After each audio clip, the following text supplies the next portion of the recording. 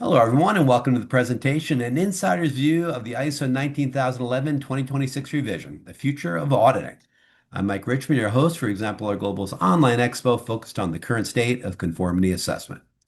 This session is presented by two great industry leaders.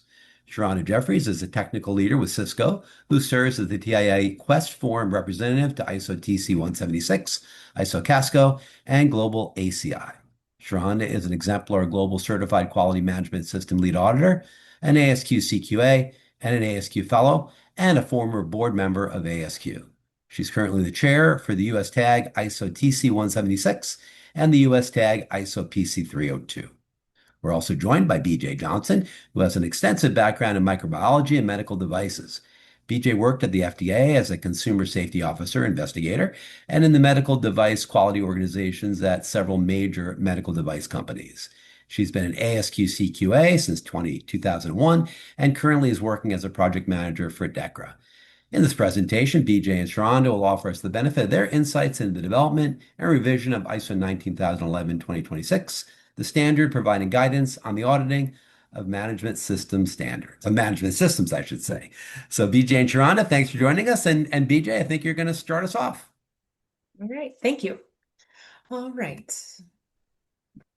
Yeah, it's moving. So we're gonna I just want to give a little brief background, a little bit on the ISO committees that were involved with the change of the 19,011. So there's actually two levels for this. We have the international level, which is called the PC level, and then we have the US, who is one of the members of the international team. So our co-convener in the United States for this change at the international level at the PC was Denise Robertai. There are 32 national standard bodies and 12 liaisons that were all involved in this. Okay. At the US level, so for the US comments, myself and Sheronda Jeffries were the chair and vice chair to make sure that all the US comments got collated and put together to push up to the international levels. The international level. You'll see that we had 33 members, including 26 companies, 3 individuals, and then 4 organizations that were members of the US TAG, as well as the ICAC, the International Conformity Assessment Committee, and also we had some input from CASCO. So the document we're going to talk about today will be ISO 19011, the 2026 version. So this was just recently published in May of 2026 with the updates that were performed. Just kind of as an overview, so there are many what we call type A management standards. So type A management standards are those which organizations are allowed to claim conformance to. So you'll see a lot of them listed here. ISO 9001 being probably the largest one that is used throughout different organizations. But these are the standards that you can get certificates for. And ISO 19011 actually is an overarching standard that works with all of those type A standards to help auditors set up their audit programs. This is kind of giving just a general overview. 2025, 2026 was a huge time period for changes in a lot of the standards. So you'll notice here in 2025, the ISO 14001 series, which is the environmental series, was updated. 9000 and 19011 had their start of the updates. Were updated in May. And 9001 is currently close to being released as a new update. And then obviously anything that uses 9001, like the TL 9000, the IATFs, the automotive, the aviation, the railway, any of those standards that would use 9001 as a base, obviously then need to be updated because 9001 had changes to it. And then later on, actually next year, we have ISO 45001, which is the OHS MS standard that also is going to be updated. So we have had a lot of changes in the last year, I would say, in the standards that have been needed to be followed up on.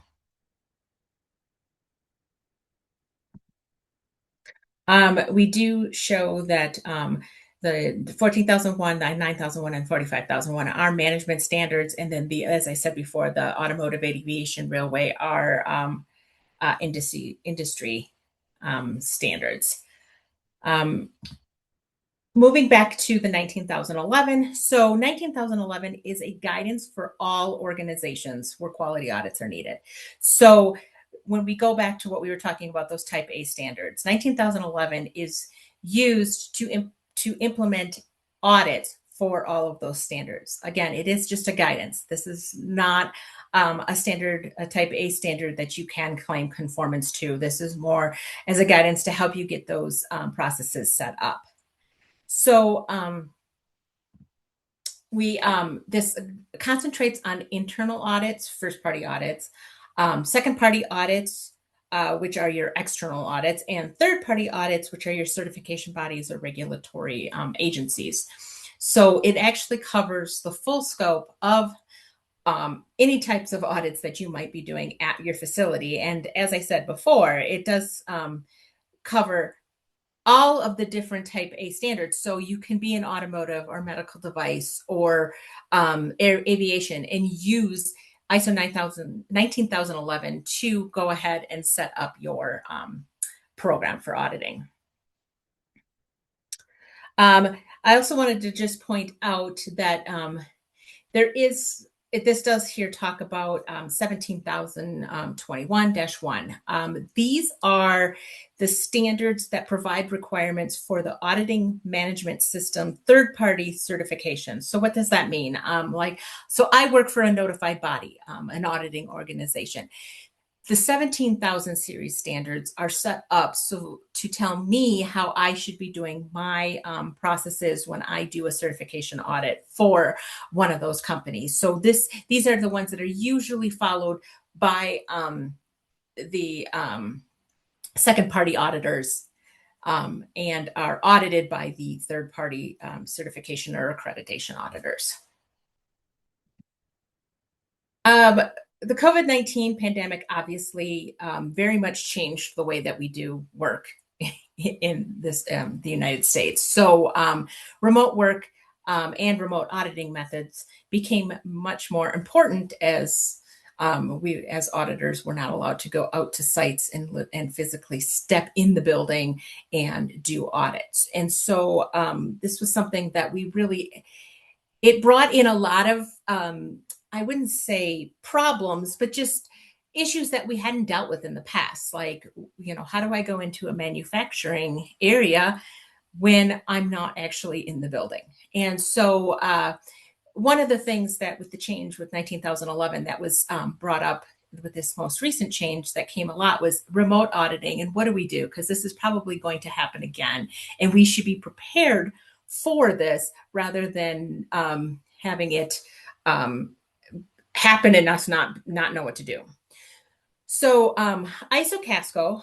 CASCO is the Committee on Conformity Assessment. This is an ISO group that actually helps develop the standards to assess the auditing organizations. They do not do the assessments, but they do provide those standards. So 19,011 is one of those, as well as 17,021, which is, like I said, it was for the auditing organization, or 17,025, which is for laboratories. So CASCO said, you know what, we really need to step in. We really need to have a plan. So they did publish 17,012, which is guidelines for remote auditing of management systems. This came out late 2020, well, yeah, late 2024, I would say. And it really kind of set the guide of, okay, here's the expectations for somebody like myself from DEKRA to what you should be doing if you're going to have to do a remote audit. And it gave us some really good guidelines of, how to plan for it, how to conduct it, how to when you're going through it, what happens if something goes wrong, those kinds of things. And it gave us a really good base to start with, to say, okay, this is how we're going to start the process. And, as the time goes on, I'm sure it'll be updated because things will change. But, a lot of it was like, can I carry a camera around in a facility and show that on a Zoom meeting? So because of this, obviously remote auditing is here to stay. This is not going to go away. Actually, in our industry, in the medical device industry, it very much, people were liking it because they didn't have to pay for us to fly and visit them. So there was a lot of questions like, we know we can't do this all the time, but is there a way that once in a while remote auditing can still be used? So IAF came out and said, yeah, okay, we're going to publish the IAF MD4, which again is how do we use ICT and all that for the conformity assessments. And then there is another document that will be released that will again talk about how remote audit methods for the deployment of an audit program. So what are the techniques to be used? What are other things that we need to think about when you're planning these that you wouldn't think about if you were actually going into a facility? So look for the new ID the ID number. Sorry, it'll be given a number once it's released, and look for that to say, because it'll be a good draft for those of you who are still maybe not doing remote auditing, but really would like to maybe start working on it. Now we're going to talk a little bit more about the ISO 19011 changes. So the intent of this update was really to keep it somewhat minor, but to also make sure that we are talking about some of the topics that are really relevant in today's world. So remote auditing methods, cybersecurity, disruptive events such as COVID-19, and other related things were heavily discussed of how does this affect auditing and how can we implement it into the standard without making too much of a major change, but yet making sure we cover everything that we need. And then also the climate change and risk management was also looked at again to make sure that all that information was stated where needed. And in some cases, there was risk management in there, but maybe not to the level of what most companies are actually following today. So the ISO PC, so the international level, did agree to align that terms and guidances that are provided in 17012 would be used where they can be. So we really didn't want to use new terminology that was outside of what's already in the release standard for remote auditing. So we really kind of said, unless absolutely necessary, we're going to stick with the definitions we already have or to those definitions that are were added in 17012 and not try to make it too confusing for anybody to really say, this says this and you have said something completely different. So we tried to say, okay, everything is going to, stay. We're not going to make any changes to anything unless absolutely in the end we come down to saying, well, there's no good definition anywhere else. So then we will add it to the guidance document. So key changes that happened in the 19011 2026 version. First, we kind of decided an audit is an audit. So there were a lot of discussions about virtual audits, remote audits, hybrid audits, all of that stuff. The conclusion was the method I use to gather the information during an audit remains the same no matter what. I am still asking questions. I'm still looking at documentation. I'm still, even if I'm viewing it on a camera, I'm viewing that as an audit. So that we didn't put any definitions in there for virtual audits or those kinds of things because we decided that it didn't matter if it was a virtual company or a site that actually had manufacturing. Like I said before, we addressed remote auditing methods, including the new definition from 17012 to say what a remote audit was, just to make clarifications. There was no change in the structure of the ISO 19011 document. And we did decide that virtual locations would be defined rather than virtual sites because, again, a site could possibly is a lot of times meaning a specific building, whereas location is more like can be that like WeWork space is what I will use, where it's not necessarily the company's owned building, but that is a location that they are at. We did note that we did not make any guidance on climate change. Part of this was a determination that as a guidance document for auditing, we are not really in the best position to be making climate change decisions. That's really a company-based thing that they should be doing. And so as a whole, we decided that this guidance document it wasn't the best place to start talking about climate change.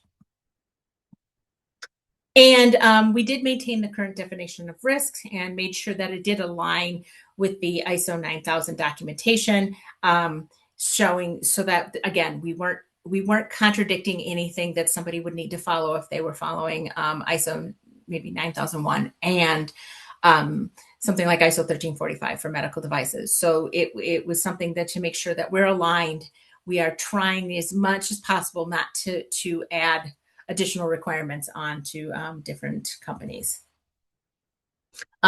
This is just the remote auditing definition. You can read that on your own. It is in the document now. The biggest thing was just that we just wanted to make it clear that it is any place other than the location of the auditee. And that meant, like I said before, that, it could be a virtual manufacturer. It could be somebody who has a building. It could be anything like that. You're just in a different location on a computer. And that's kind of what I just talked about with the virtual locations, that the virtual location could be somebody who truly doesn't sit in a office building, that they're sitting maybe at their home, and they outsource everything so they can still be audited. Okay, so overall, we just wanted to let you know that CASCO is continuing to evolve all the different processes that they have. So they do have standards for testing, inspection, accreditation. They do have certification management systems, and that's kind of where the 19011 resides. And from here, I will go ahead and turn it over to Sheronda. So as we start to change gears a little bit, hi everyone, I'm Sheronda. I'm going to talk about the future. And in talking about the future, it gets really interesting because, as BJ has mentioned, the Casco toolbox, and that's that 1700 series, the toolbox applies to first party, internal audits, second party customer supplier audits, and third party audits, which is what BJ talked about. Now, when it comes to the concept of conformity assessment covers testing, inspection, it covers certification of persons, accreditation. Accreditation, that's the activity where someone checks the certification body organization, the CB auditors. When you talk about conformity assessment, oftentimes when you're talking third party, you're going to talk about mutual recognition. We're going to talk about audited once, accepted everywhere. And these concepts, this concept of audited once, accepted everywhere, this concept of conformity assessment, of making sure that suppliers meet your expectations with regard to product, with regard to process, with regard to certification of persons. These are all intended to enhance and improve competence and confidence. Now let's talk about some of the things that have happened, because the Casco toolbox, it has continued to evolve. The next slide.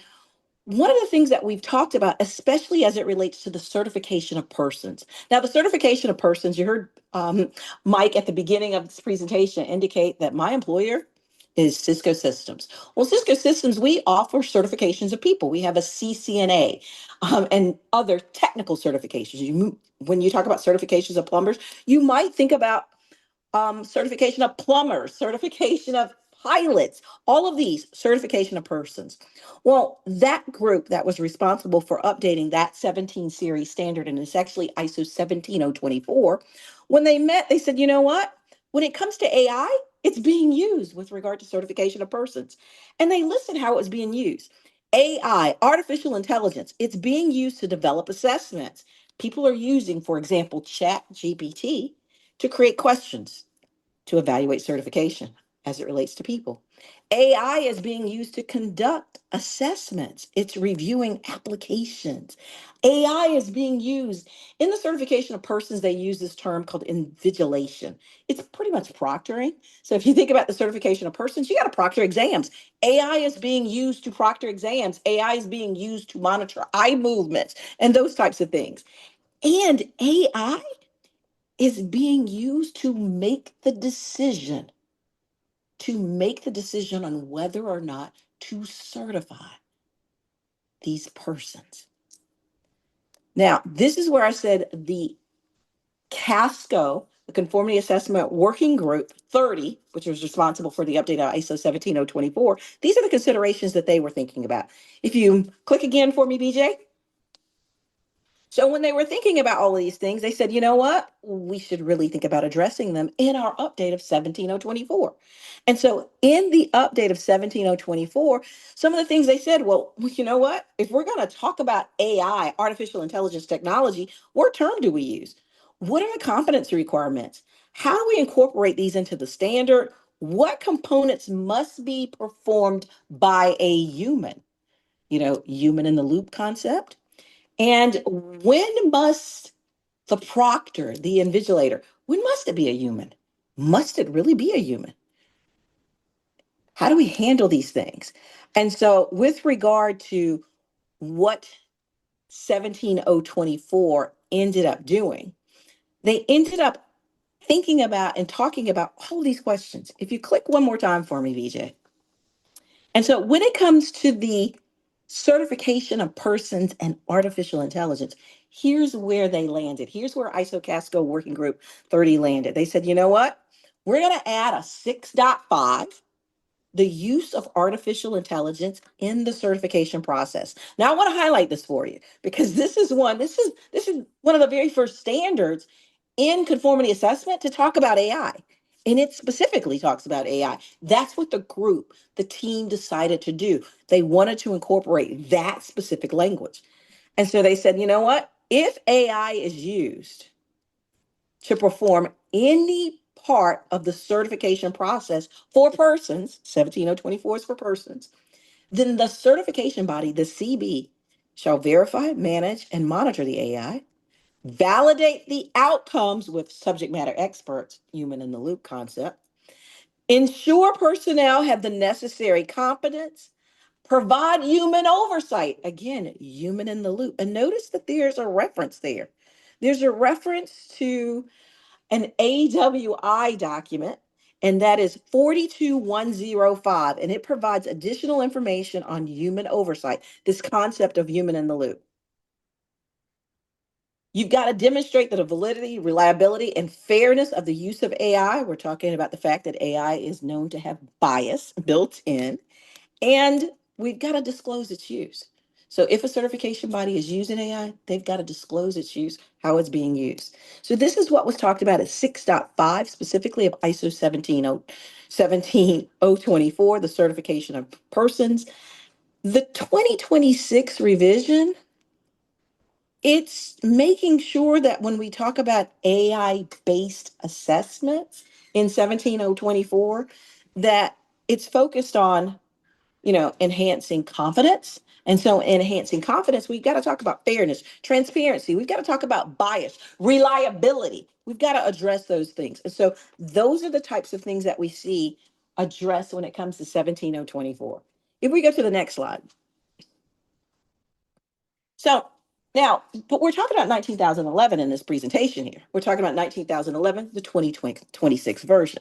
Now, you previously heard BJ say when it comes to this update, we weren't trying to make this update significant with regard to modifying and adding and moving things around. We recognize that since the last time 19,011 was updated, 17012, which is the guidelines for the use of remote auditing methods, that had been published. And so we said, you know what? We're not going to touch it too much. We want to make sure the standard aligns with the 17012.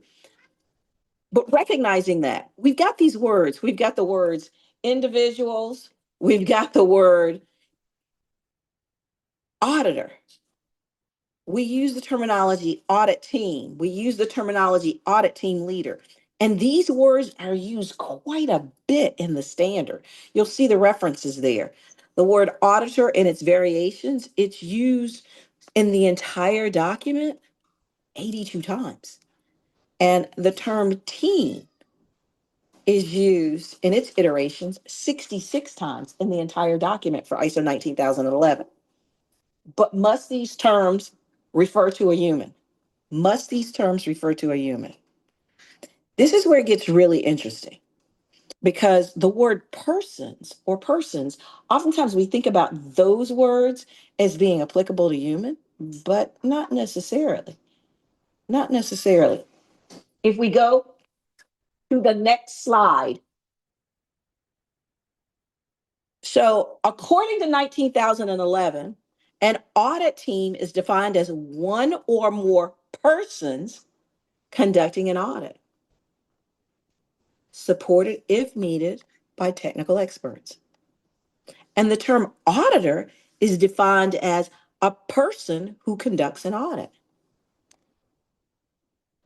But again, does that mean human? We didn't answer that question.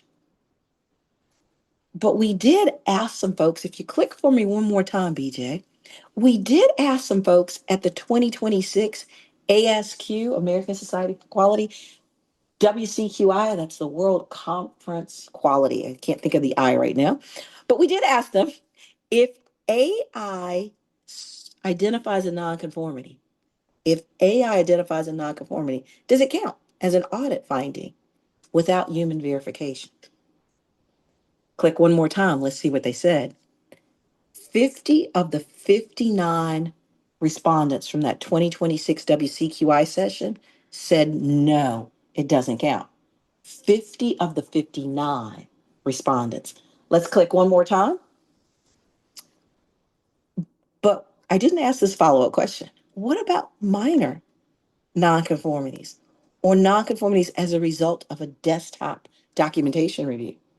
Might your answer depend upon the type and the severity of the nonconformity? Something to think about. Something to think about. If we go to the next slide. So this concept of something to think about, it really is forcing us, the audit world, those folks that are engaged, that are using 19,011 for guidance. It's really forcing us to think about AI. Now, we should be thinking about AI as a catalyst, not as a replacement. It can't replace the human experience. It can't replace the human experience of asking questions, of deducing responses, of evaluating. So true innovation, it emerges when AI is used to handle the data, the complexity of data, the sheer amount of data. We still, us humans, we still need our intuition. We still need our decision-making skills. Click for me again, BJ, but here's the thing. We still need that, but here's what's happening. Auditors, especially party certification auditors, they're graying. I'm one of them. One more time for me, click. And because we're growing, as we continue to move into the digitalization of audits and assessment, we've got to work to make sure that the auditors that we're seeing fewer and fewer of, and they're becoming grayer and grayer, we've got questions with regard to the sheer number of auditors. We've got questions with regard to the auditor competency, their understanding of technology, their ability to follow along, their ability to understand and grasp concepts as it relates to that bias in AI, concepts as it relates to security, privacy, and even more. If we go to the next.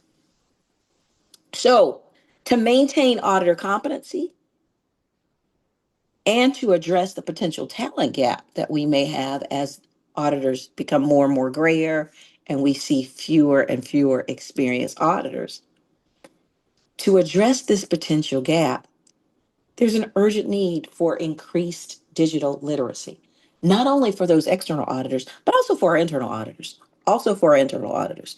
Now, at 7.6 of 19,011, we've specifically highlighted developments in the practice of auditing, including the use of technology. That includes AI, and also relevant standards, including guidance supporting documents and other requirements. And so it may be helpful to review some of those standards. We've talked about 19,011 in this session. We talked about 17012, which is guidelines for the use of remote audit methods. If we go to the next slide. When it comes to competency, this is not a new requirement. When it comes to ongoing auditor competency, most third-party certification body training courses, they're going to use ISO 19011 as input.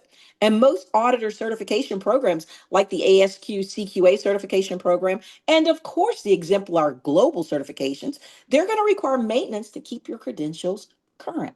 So those two things that we were just talking about, making sure that you've got the digital literacy, making sure that you're aware of relevant standards, that's what we're talking about with regard to ongoing auditor competency. If we go to the next slide. Now, in order to help auditors stay abreast, there's lots and lots of resources available. Let's start clicking through these, PJ. So there's the ISO 9001 Auditing Practices Group. Now, this one is specifically for quality, and you can just keep clicking, BJ, until you get to the end of the slide. Don't go too fast, though. All right. So there's the ISO 9001 Auditing Practices Group. Now, I will tell you, if you have not visited their website, go. It is specifically for ISO 9001. It is specifically talking about auditing practices. It's aimed at quality. But you know what? Hot off the press, there's a new white paper written by them. I'll save it. Tell you about it in just a minute.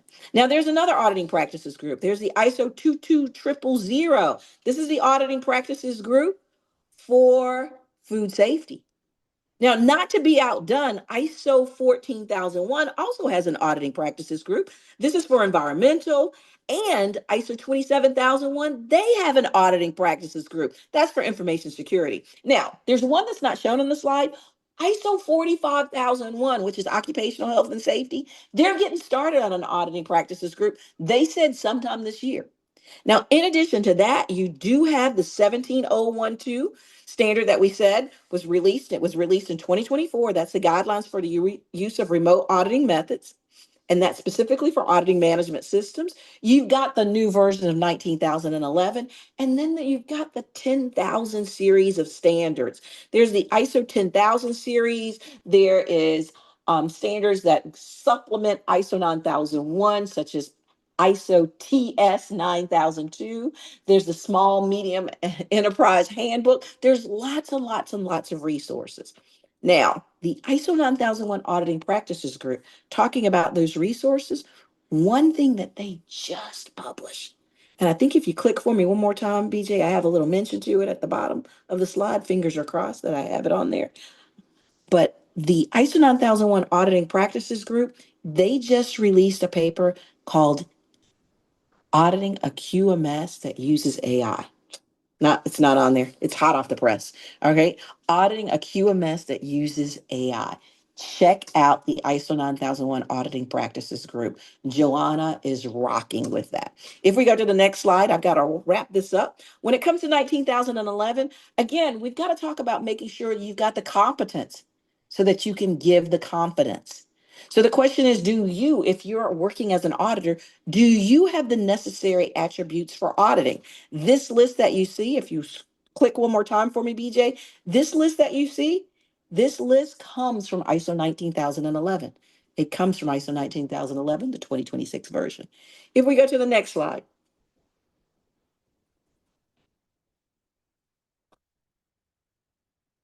There's lots of resources out there. There's lots of information out there.